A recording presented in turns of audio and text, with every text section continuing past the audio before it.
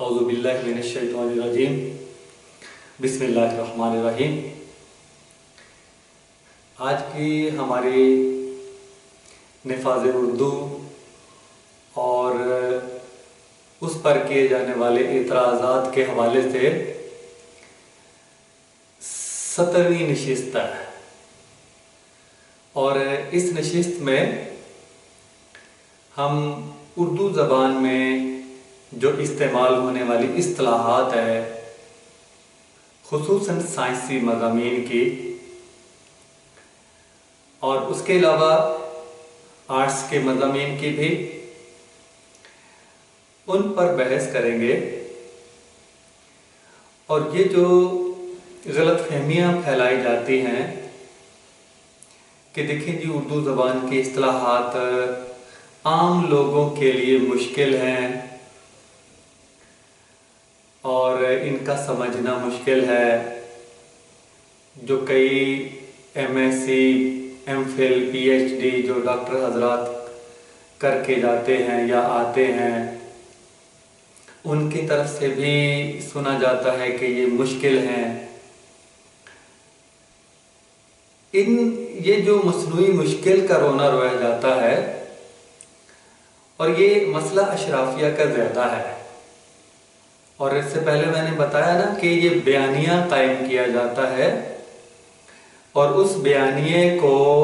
इख्तदार की ताकत के साथ फैलाया जाता है, क्योंकि हुकूमत के साथ मुआहदे होते हैं उर्दू को दबाने के, इस्तिलाहात को दबाने के, उसकी जगह पे अंग्रेज़ी इस्तिलाहात को राइज करने के। इसके साथ साथ फिर इश्तिहारबाजी के लिए भी पैसे मुख्तस किए जाते हैं और बयानिए कायम किए हुए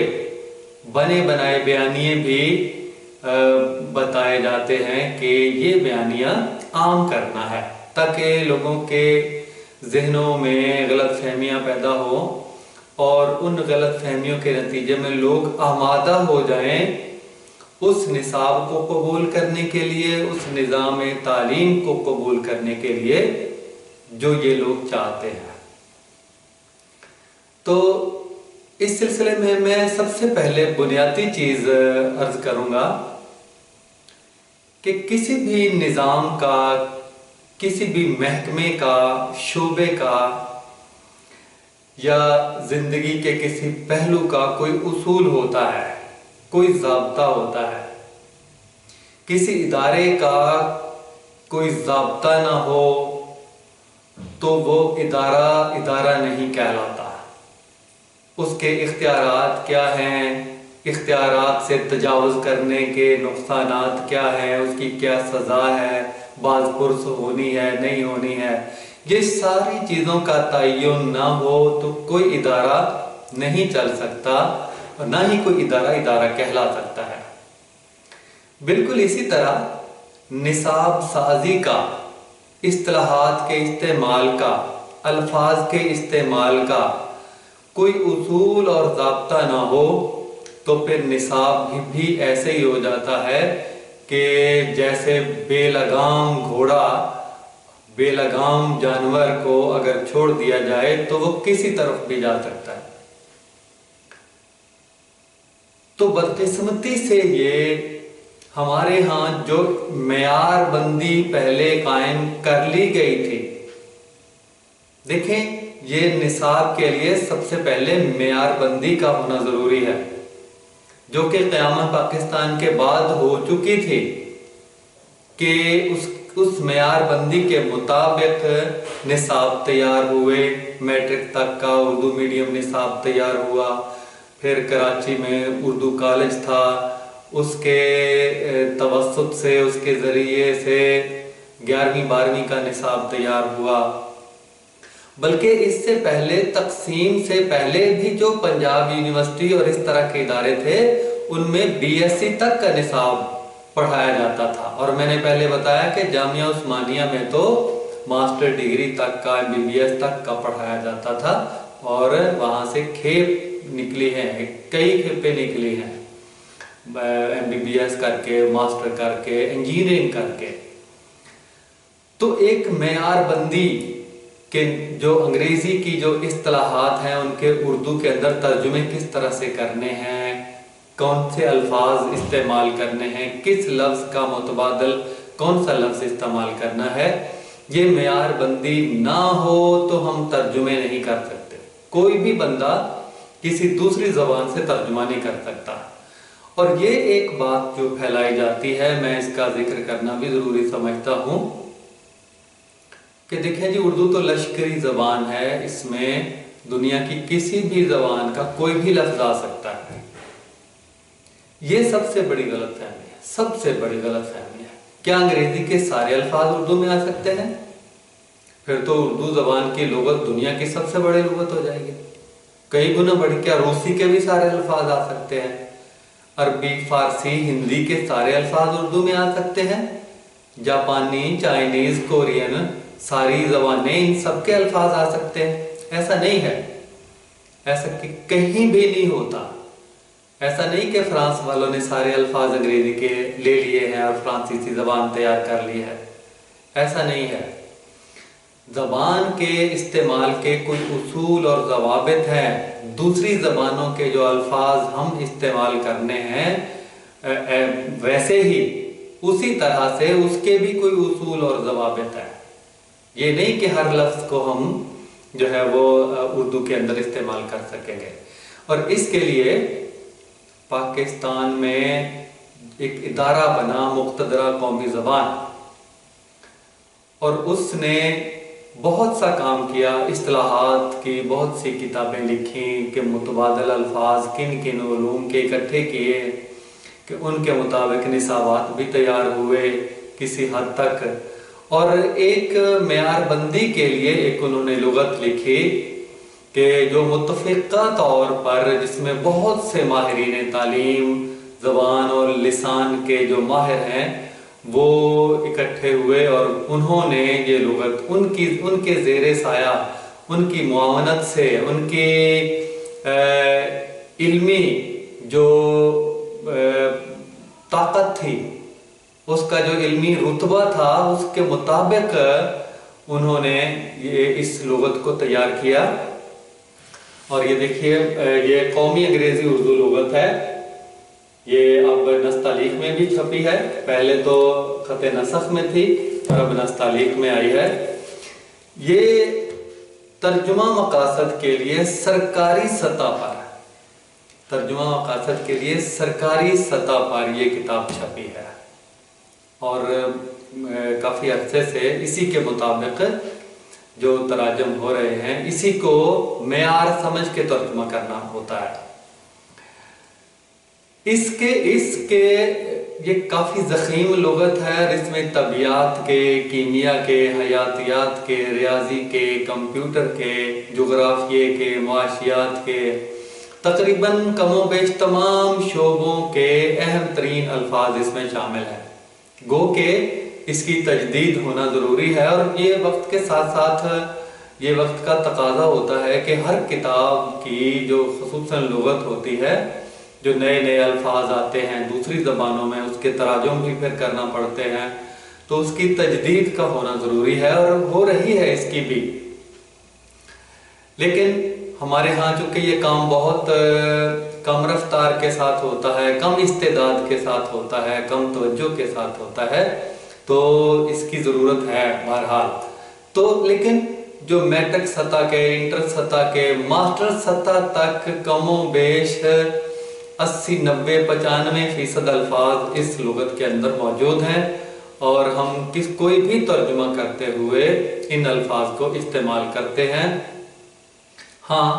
جن کے متبادل نہیں ہیں ان کو ہم استعمال کر سکتے ہیں، بلکہ یہ میں پہلے بتا چکا ہوں کہ یہ کوئی جامد چیز نہیں ہے کہ جن الفاظ کے اردو متبادل نہیں تیار ہوئے تو وہ تیار ہو سکتے ہیں، ان کو تیار کرنا چاہیے۔ پھر بھی گنجائش ہوتی ہے کہ جن کے نہیں ہیں،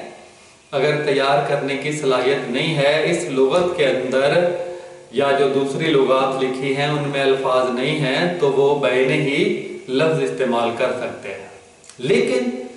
جو الفاظ ان کے اندر ہیں ان کے ہوتے ہوئے ترجمے میں انگریزی کے الفاظ کو براہ راست استعمال کرنا یہ زیادتی ہے۔ یہ صرف زیادتی نہیں ہے، یہ اصول و ضوابط کو، یہ معیار بندی کو توڑنے کے مترادف ہے۔ یہ پورے شعبے کو، محکمے کو ایک ناکارہ کر دینے کے مترادف ہے۔ بالکل ایسے یہ پوری ساری ہمارے علمی سرمایہ کو ضائع کر دینے کے مترادف ہے۔ جو کتابیں پہلے لکھی جا چکی ہیں اس کے مطابق، اس معیار بندی کے مطابق، اس پورے سرمایہ کو اٹھا کر دریا میں پھینک دینے کے مترادف ہے۔ بالکل ایسے جیسے فوج میں کسی فوج کی کمک کو، اس کی جو پیچھے سے رسد آتی ہے اس کو کاٹ دیا جائے، اس کے راستوں کو مسدود کر دیا جائے اور وہ فوج گھیرے میں آ کر بالآخر ماری جاتی ہے۔ بالکل مثال ایسے ہی قوم کسی کی ہے، کسی قوم کو اس کی تہذیب سے، اس کے علم سے اگر کاٹنا ہو تو یہ حربہ استعمال کیا جاتا ہے،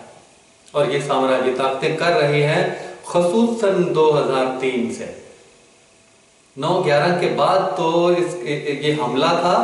اور اب تک جو اس کو کاٹنے کا، علوم و فنون کو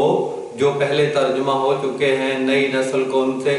کاٹنے کے کئی حربے استعمال کیے جاتے ہیں۔ ان میں سے ایک جو اساتذہ کو تربیت دی جاتی ہے، میں پہلے مختصراً ذکر کر چکا ہوں کہ انگریزی کے لفظ کو واحد لفظ کے طور پہ استعمال کیا جائے، انگریزی کے لفظ کو واحد لفظ کے طور پہ استعمال کیا جائے۔ اسی فلسفے کو مد نظر رکھتے ہوئے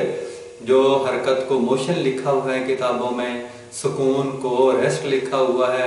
گردشی حرکت کو روٹیٹری موشن لکھا ہوا ہے، یعنی الفاظ انگریزی ہیں ان کو لکھا اردو رسم الخط میں ہے۔ یعنی اس سے پہلے جو کچھ لکھا جا چکا ہے، جو ہماری لغات تیار ہو چکی ہیں، وہ ساری کی ساری بیک جنبش قلم، خاموشی سے کسی کونے خدرے میں بیٹھ کے سازشی انداز سے کتابیں تیار کر کے سائنس کی، یہ اس کو نئی نسل کے لیے یہ سارا سرمایہ ضائع کر دیا گیا ہے۔ تو اس وجہ سے میں کہتا ہوں کہ جو معیار بندی ہے وہ کسی بھی ترجمے کے کام کے لیے، تعلیمی تدریسی کام کے لیے اس کی معیار بندی ہونا ضروری ہے، اور معیار بندی کے لیے یہ ہماری حکومت کی ایک کی ہوئی معیار بندی ہے، اور اس کو حکومت جب بھی چاہے اس کو توڑ دیتی ہے، اپنی ہی تیار کی ہوئی معیار بندی کو خاموشی سے، اور یہ مان بھی نہیں رہے کہ ہم نے توڑا ہے، خاموشی سے توڑ دیا گیا ہے۔ تو یہ بہت کارآمد لغت ہے، پاکستان کی سب سے نمبر 1 لغت یہ ہے کہ جو ترجمہ مقاصد کے لیے ہم استعمال کرتے ہیں، یہ قومی انگریزی اردو لغت، اور اسی کے مطابق ترجمے ہوتے آئے ہیں، اور اب بھی کوئی کرے گا تو معیار بندی یہی ہے، اسی کے مطابق وہ ترجمہ کرے گا تو صحیح تصور ہوگا، ورنہ نہیں۔ دوسرے نمبر کی جو لغت ہے وہ ہے ڈاکٹر شان الحق حقی کی لکھی ہوئی new Oxford English Urdu dictionary. یہ آکسفورڈ کا ترجمہ ہے، جو نیو آکسفورڈ جو ڈکشنری ہے یہ اس کا ترجمہ ہے، اور ڈاکٹر شان الحق حقی رحمۃ اللہ علیہ، اللہ تعالیٰ ان کی قبر کو منور کرے، یہ بہت بڑا کام ہے جو انہوں نے اکیلے کیا ہے، اور وہ انگریزی کے پروفیسر ہیں کہ شاعر بھی ہیں، اور بھی کتابیں انہوں نے لکھی ہیں، اور ایک کتاب میں ڈھونڈ رہا ہوں کہ جو اردو کے الفاظ ہیں جو انگریزی میں استعمال ہوتے ہیں ان پر بھی ان کی ایک کتاب ہے، الفاظ اردو کے ہیں اور انگریزوں نے جو انگریزی میں جو استعمال کرتے ہیں۔ تو دوسرے نمبر کی ترجمہ مقاصد کے لیے یہ کتاب ہے۔ پہلے نمبر کی قومی انگریزی اردو لغت جو ادارہ برائے فروغ قومی زبان اب ہے، اور دوسرے نمبر کی یہ ہے، اور مجھے یاد آیا کہ یہ نام تھا مقتدرہ قومی زبان، اور زرداری اینڈ کمپنی کو یہ اچھا نہیں لگا کہ مقتدرہ کا لفظ اردو کے لیے استعمال کیا جائے، کیونکہ یہ ایسا گروہ ہے جو لسانیت کی بنیاد، جن کا کارڈ کھیلنا، جن کا لسانیت کی بنیاد پہ اپنا کارڈ کھیلتے ہیں، تو انہوں نے یہ لفظ ہٹا کے ادارہ برائے فروغ قومی زبان نام رکھ دیا۔ مقتدرہ اچھا نہیں لگا کہ اقتدار کے اندر یہ اردو آ جائے اور یہ اداروں میں نافذ ہو جائے، یہ تعلیمی اداروں میں نافذ ہو جائے، یہ سرکاری اداروں میں نافذ ہو جائے۔ یہ اس سے خوفزدہ ہے، یہ ہو جائے گا تو جو سامراجی ایجنٹ کا جو کردار ہے ان لوگوں کا وہ ختم ہو جائے گا۔ تو یہ دو لغت ہیں انگریزی کی جو معیار بندی کے طور پر ان کو ہم استعمال کر سکتے ہیں۔ اس کے علاوہ چھوٹی بڑی کئی لوگوں نے لکھی ہیں، لیکن سب سے معیاری جو لغت ہے نا وہ مقتدرہ قومی زبان کی پہلے ہے، اور دوسرے نمبر پہ ڈاکٹر شان الحق حقی رحمۃ اللہ علیہ کی یہ لغت ہے۔ اور اس کے علاوہ جو اردو میں ہیں جو لغات لکھی گئی ہیں وہ سب سے بڑی ایک معیار بندی کے لیے 22 جلدوں میں کم و بیش یہ نصف صدی میں مکمل ہوئی ہے، نصف صدی میں مکمل ہوئی ہے۔ یہ جہاں رکھی ہے میں نے، یہ 22ویں جلد ہے اس کی، یہ 22 جلدوں میں ہے، یہ 22ویں جلد میں نے اپنے پاس رکھی ہے آپ کو دکھانے کے لیے۔ اور یہ بھی ایک معیار بندی کے طور پر استعمال ہم کر سکتے ہیں۔ اس میں سائنسی، غیر سائنسی، مذہبی تمام علوم کے الفاظ اس طرح سے دیے گئے ہیں کہ ہر لفظ کو کسی کتاب سے حوالے کے طور پہ پیش کیا ہے، یعنی لفظ کا استعمال کر کے دکھایا ہے۔ کسی کتاب میں اس سے پہلے کس کتاب میں یہ لفظ استعمال ہوا تھا یہ استعمال کر کے دکھایا ہے۔ سائنسی کتب جو لکھی گئی ہیں، سائنسی اصطلاحات کو بھی استعمال کر کے جو پہلے کتابیں ان میں سے دکھایا گیا ہے، جو غیر سائنسی ہیں ان کو بھی کتابوں سے حوالے کے طور پر دکھایا گیا ہے۔ اور اشعار بہت ہیں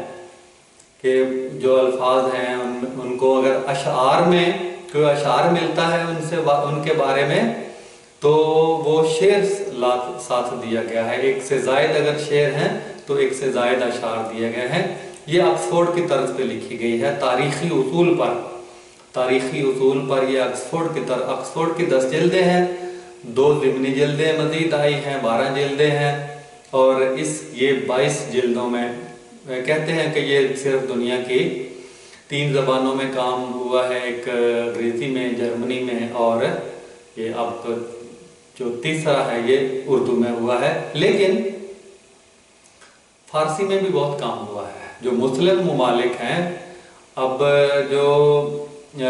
اردو سے زیادہ سائنسی علوم میں خاص طور پہ بڑی بڑی لغات جو ہے وہ فارسی میں لکھی گئی ہیں،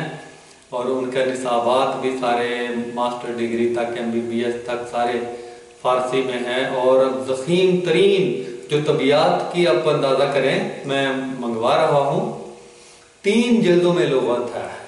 3 ضخیم جلدوں میں صرف طبیعت کی لغت ہے، یعنی جدید ترین جو لغات دنیا میں لکھی جاتی ہیں ان کے ترجمے جو ہے وہ فارسی زبان میں ہو رہے ہیں۔ تو ہم اس لحاظ سے بہت پیچھے ہیں، ہمیں بھی ان کے جو تحقیقی اور تخلیقی سرمایہ ہے، علمی سرمایہ ہے، اس سے فائدہ اٹھانا چاہیے، اور ہماری زبان بھی زیادہ امیر علوم و فنون کے اعتبار سے ہو سکتی ہے اگر ہم فارسی میں خاص طور پہ جو کام ہوا ہے اس کو ہم لیں، پڑھیں، اور بے شمار الفاظ ایسے ہیں جو ہمارے لیے قابل قبول ہیں اور ہمارے تہذیبی ورثے کے ساتھ، علمی ورثے کے ساتھ عین مطابقت رکھتے ہیں۔ تو یہ 22 جلدوں کی یہ جو ہے، جو نصف صدی سے تک لگی ہے اس کو تیار ہونے میں، یہ معیار بندی کے طور پر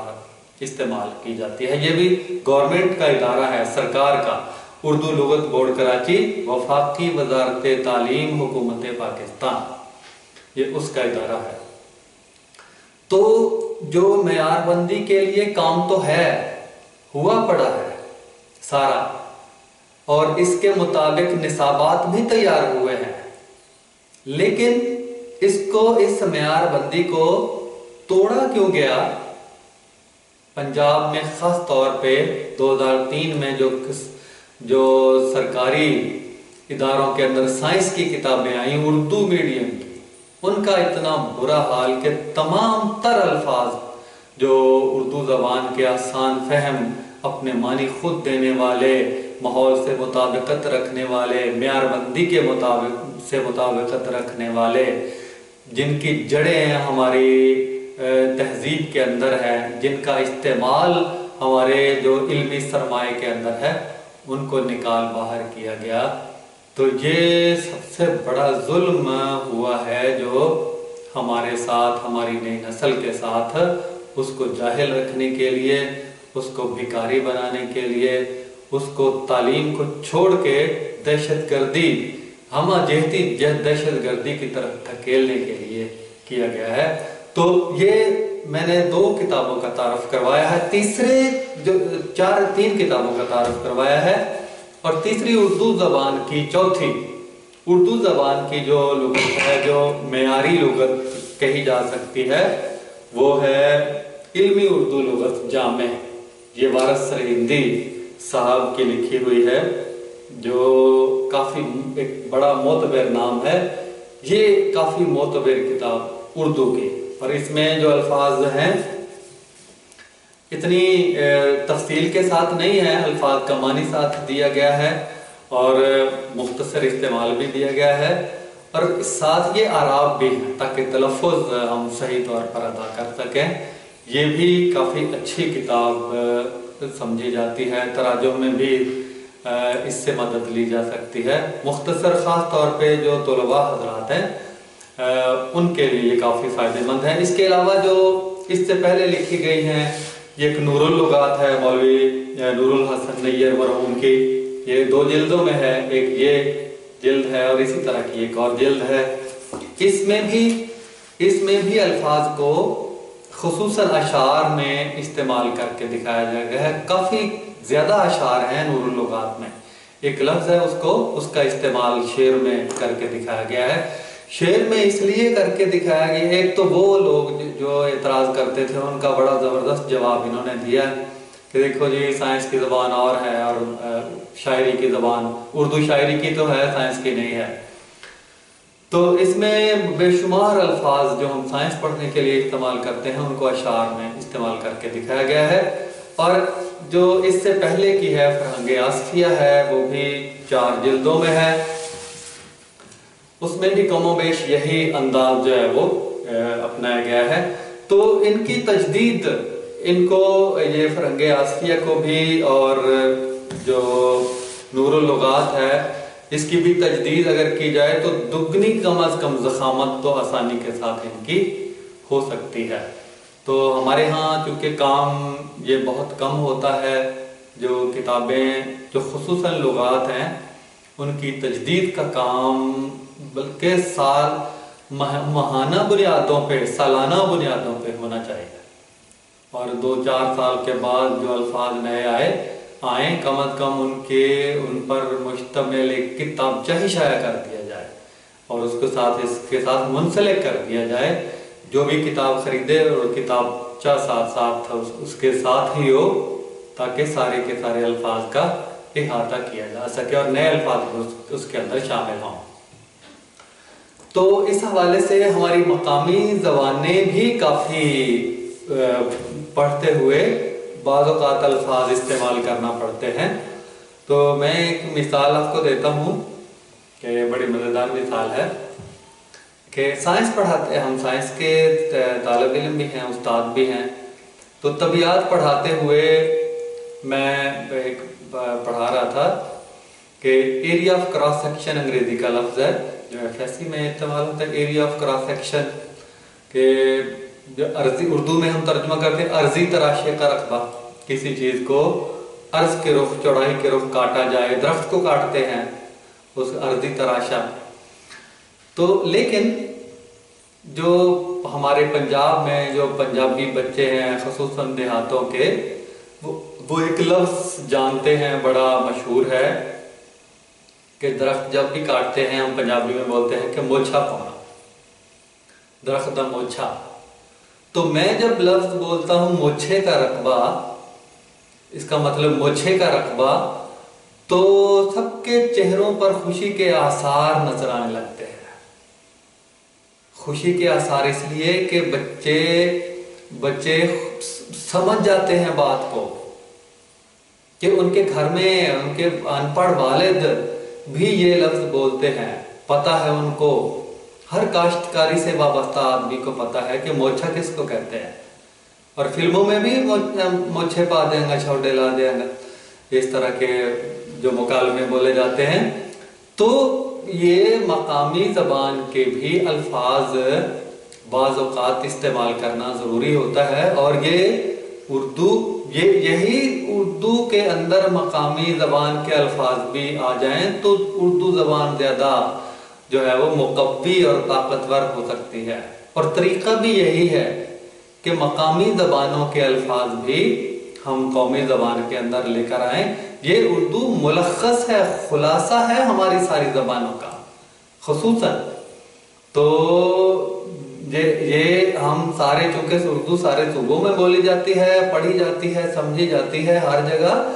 तो इसको और ज़्यादा इन मकामी ज़बानों के करीब करने के लिए उनके अल्फाज भी बाज़ औक़ात हमें इस्तेमाल करना ज़रूरी होते हैं समझाने के लिए।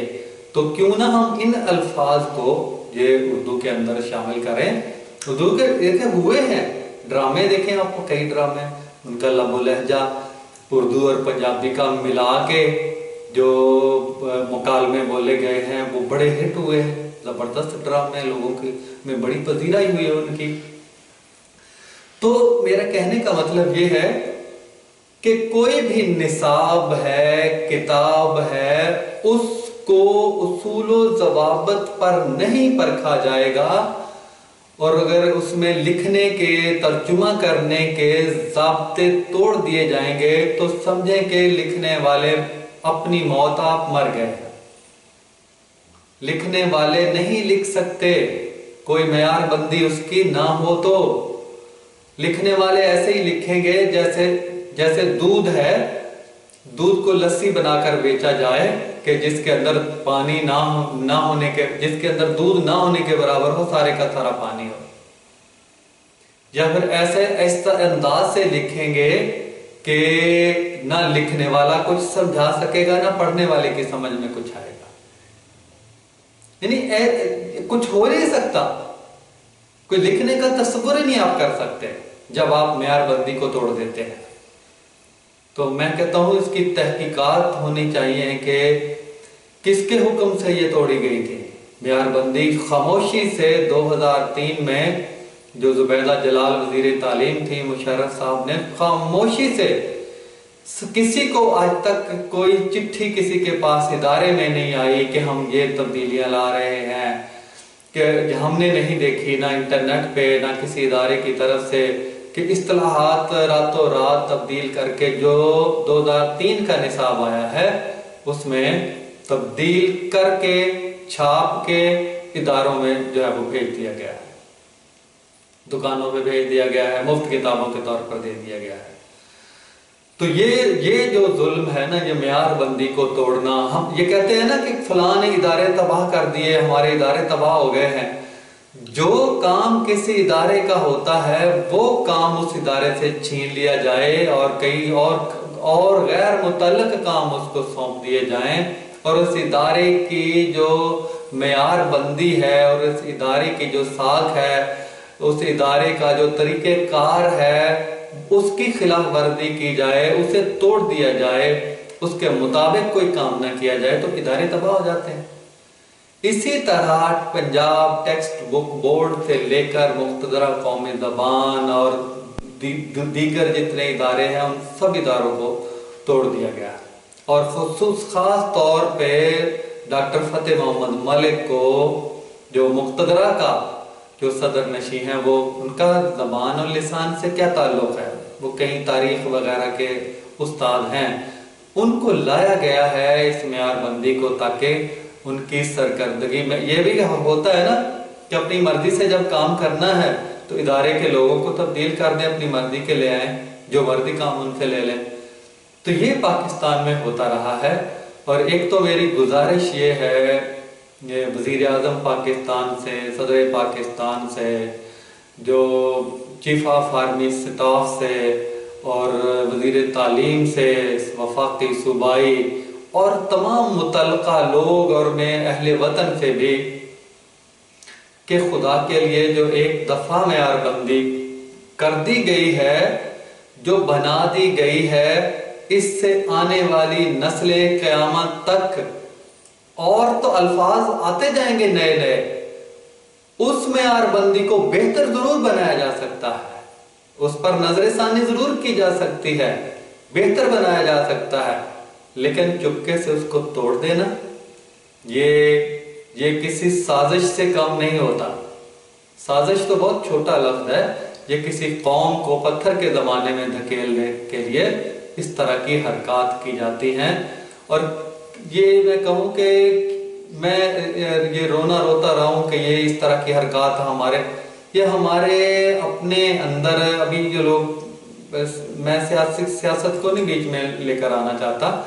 لیکن میں ان چیزوں کو نشاندہی ضرور کرنا چاہتا ہوں کہ ان سیاستدانوں کی جنہوں نے ہمارے کم از کم تعلیم کو تباہ کیا ہے، اس کے نصاب کو تباہ کیا ہے، اس کے نظام امتحان کو تباہ کیا ہے، ہمہ جہتی اس کے اندر تباہی لائے ہے۔ تو یہ معیار بندی کے لیے ضروری ہے۔ اس کے بعد پھر میں جو پہلی جماعت سے 10ویں جماعت تک کا جو اصطلاحات کا استعمال ہے، خاص طور پہ جو اردو کے آسان ترین الفاظ نکال باہر کیے ہیں اور اس کی جگہ پہ انگریزی کے الفاظ کو اردو رسم الخط میں 2003 سے جو ہے وہ شروع کر دیا گیا ہے، اور اس کو مفت کتابوں کی میٹھی پوڑی میں لپیٹ کے جو بچے 10-20 دفعہ کسی لفظ کو لکھتے ہیں لیکن پھر بھی لکھنے کے قابل نہیں ہوتے ہیں، تو اس پر ہم تفصیلی بحث کریں گے۔ تو انشاءاللہ ہمارا پروگرام کافی لمبے چلیں گے، ہم تفصیلی جائزہ لیں گے، اور میں کہتا ہوں کہ میں اپنے دوستوں سے، احباب سے گزارش کرتا ہوں، اہل وطن سے بھی، کہ یہ میرے جو سارے پروگرام ہیں ترتیب سے دیکھیں۔ انشاءاللہ آپ کو جو ذہن کے بہت سے بند گوشے واہ ہوں گے اور آپ کو پتہ چلے گا کہ ہمارے ملک کے ساتھ، تعلیمی نظام کے ساتھ کیا کھلواڑ ہوا ہے، اور انشاءاللہ آپ کو یہ علم کے میدان میں بھی بہت سی چیزیں آپ کو یہ میری ان باتوں سے، میری اس گفتگو سے آپ کو سمجھ آئیں گی۔ میری اللہ سے دعا ہے کہ اللہ تعالی ہمیں اپنے حصے کا کام کرنے کی توفیق عطا فرمائے، تاکہ ہمارا ملک ان سازشوں سے بچا رہے اور ترقی کی منزلیں طے کرتے کرتے ہم اس کو سپر